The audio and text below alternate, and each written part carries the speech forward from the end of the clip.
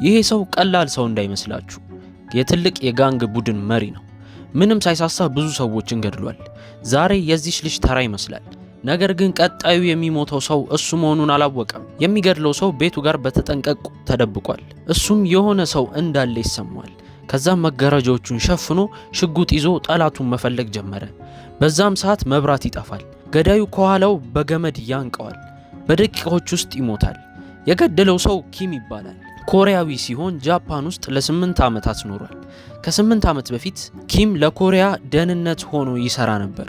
በማይታወቅ ሁኔታም የሚሰራበት መስሪያ ቤት ይዘጋል። በዚህ ምክንያት እዛው የሚሰሩ ሰላዮች አንድ በአንድ ይገደላሉ። የኪም አለቃ ለህይወት ስትል አምልጥ ይለዋል። ከመሄዱ በፊትም ፍቅረኛውን ቻው ለማለት ይሄዳል። ልክ ከሊፍት ሊወርዱ ሲሉ የድርጅቱ ሰዎች ሊገድሉት ሞከሩ፣ ግን ከማን ጋር እንደሚጋጠሙ አላወቁም ነበር። ኪም በመደባደብ የሚችለው የለም። አንድ በአንድ ገደላቸው። ፍቅረኛው ደንግጣ ቀጥ ብላ ቀረች። የተዋወቀችው ሰው እንደዚህ ኃይለኛ መሆኑን አልገመተችም ነበር። በዛው ቀን ኪም ቶሎ ብሎ ከኮሪያ ወጥቶ ወደ ጃፓን ሄደ። በዛም ሀገር ቅጥረኛ ወታደር ሆኖ መስራት ጀመረ። ነገር ግን በዚህ ህይወት መሯሯጥ በጣም ደከመው። ያንን ንቅሳት ያለበትን የሰውየውን ወንድም ካልገደለ ሰላም እንደማይኖረው ተረዳ። ከዛም ወደ ፓናማ ሊሄድ ወሰነ። በዚህም ሰዓት የቀድሞ አለቃው ደወለለት። ኪም ደነገጠ። ፍቅረኛው እንደተገደለች ነገረው። ቶሎ ብሎ ወደ ኮሪያ ተመለሰ። ፍቅረኛው ወዳለችበት የሬሳ ክፍል ገባ። የሚያውቃት ያቺ ሳቂታ ልጅ አሁን በቁስል ተለውሳ አያት። የሆድ ዕቃዋንም በሙሉ አውጥተውታል። ኪም በዚህ ሰዓት በጣም ይናደዳል። ሌላ ነገርም ተነገረው። ከ8 ዓመት በፊት ኪም ወደ ጃፓን ሲሄድ በዛን ሰዓት ፍቅረኛው አርግዛ ነበር። እሷም ወደ ታይላንድ ሄዳ ወልዳ እዛው ለብቻዋ አሳድጋለች። ግን ልጁን ልትገኝ አልቻለችም። ኪም የፍቅረኛውና የልጁን ፎቶ ቁጭ ብሎ ያያል፣ ያለቅሳል። ወደ ታይላንድ ሄዶ ልጁን አግኝቶ የፍቅረኛውን ገዳይ መበቀል ይፈልጋል። በዛው ሰዓት የገደለው ሰውዬ ቀብር እየተፈጸመ ነው። ወንድሙ ይመጣል። ሬ ይባላል። አደገኛ ገዳይ ነው። የዚህ ሰውዬ ክፋት ደግሞ ከባድ ነው።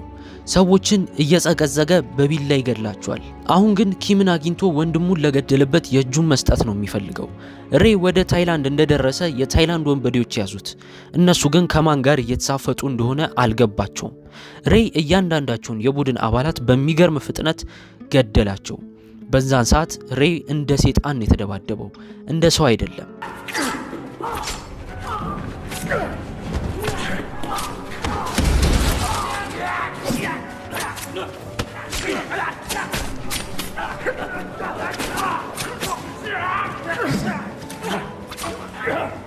ከደቂቃዎች በኋላ ሬ በደም ተለውሶ እናየዋለን።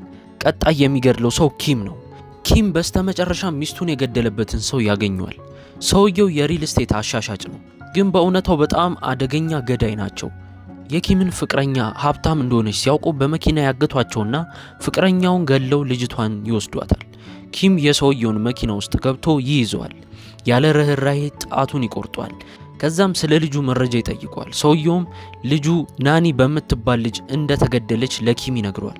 ኪም በጣም ይናደዳል። በዚህ ምክንያት ሰውየውን አንገቱ ላይ ይወገዋል። ኪም ናኒ ወደ ተባለችው ጋር ያመራል። ባልና ሚስቱን ያስራቸውና ኪም የሰውየውን ጣት በሚስቱ ፊት ይቆርጧል። ሚስትየው በጣም ደንግጣ ለኪም እውነቱን ትነግረዋለች። ልጁ በህይወት እንዳለችና የሰውነት ዝውውር ለሚያደርጉ ሰዎች እንደሸጠቻት ትነግረዋለች። ኪም ጆጂ የምትባል ሰው ይተዋወቃል። ጆጂ ለብር ስትል የማታደርገው ነገር የለም። አንድ ላይ ሆነው ታይላንድን ይዞራሉ። ህፃናት ታጉሮ የተቀመጡበት ቦታ ይሄዳሉ። እዛ ያገኟት ሴትም የሚገዛ ሰው ካለ ከልጆቹ ሰውነት ውስጥ ማንኛውንም ነገር አውጥተን እንሸጣለን፣ አንተም ምረጥ ትለዋለች። ኪም ልጆቹን ማየት ጀመረ። ነገር ግን ልጁን ሊያያት አልቻለም። እሱም የኮሪያ ሴት ልጅ ነው የምፈልገው ይላል። ሴቷም አንድ ልጅ ነበረች፣ ግን ትላንትና ተሸጣለች፣ ሰርጀሪ ልትደረግ አሁን ሄዳለች ትለዋለች። ኪም ይደነግጣል። በሩን ይሰብረውና ውስጥ ላሉት ልጆች ፎቶዋን እያሳየ አይታችኋታል ወይ ብሎ ይጠይቃቸዋል። አንድ ትንሽዬ ልጅም ተነስቶ አዎ ከኔ ጋር በአንድ መኪና ነው የመጣ ነው፣ ግን እሷ ትወስዳለች ይለዋል። ኪም የልጁን ቲሸርት ወደ ላይ ከፍ ሲያደርግ ልጁ ሰርጀሪ የተሰራበትን ያየዋል። ይህ ማለት ከውስጡ ኩላሊቱ ተወስዷል ማለት ነው። ኪም በጣም ይናደዳል። በዚህ ሰዓት አንድ ሽጉጥ የያዘ ሰው ይመጣል። ኪም ጊዜ ማባከን አልፈለገም። ወዲያው ሰውየውን መቶት ይገለዋል። ተመልሶ ገብቶም ልጁን ወዴት እንደተወሰደች ይጠይቋል። ቅድም የመለሰው ህፃን ቦታ ይነግረዋል። ለሰርጀሪ እዛ እንደምትወሰድ እየነገረው ኪም ህፃኑን ከሱ ጋር ይዞት ሲወጣ አንድ የተገደለ ሰው ፊት ለፊቱ ያያል። ኪም ህፃኑን ከሱ ጋር ይዞት ሲወጣ አንድ ሰው ያያል። ሬይ ነው። ኪም ህፃኑን ለጆጂ ይሰጣትና እንዲሮጡ ይነግረዋል። አሁን እነዚህ ሰዎች ፊት ለፊት ተገናኝተዋል፣ መደባደብ ይጀምራሉ። ኪም ግን ልጁ አደጋ ላይ እንደሆነች ያስባል። ድብድቡን አልፈለገውም። ሬይን ከክፍሉ ያስወጣዋል፣ ቶሎ ብሎም ይቆልፍበታል። ኪም ወዲያው መስኮት ሰብሮ ዘሎ ይወጣል።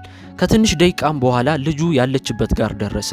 ሌላ ፎቅ ላይ ይወጣና ልጁን ለመጀመሪያ ጊዜ ያያታል። ኪም አይኑ በእንባ ይሞላል። ግን ሰዎች ይመጡና ልጁን መኪና ውስጥ አስገብተው ይወስዷታል። ኪም ቶሎ ብሎ መኪናውን አስነስቶ ይከተላቸዋል። ሬይ ኪምን ለመግደል ቀላል እንዳልሆነ ይገባዋል።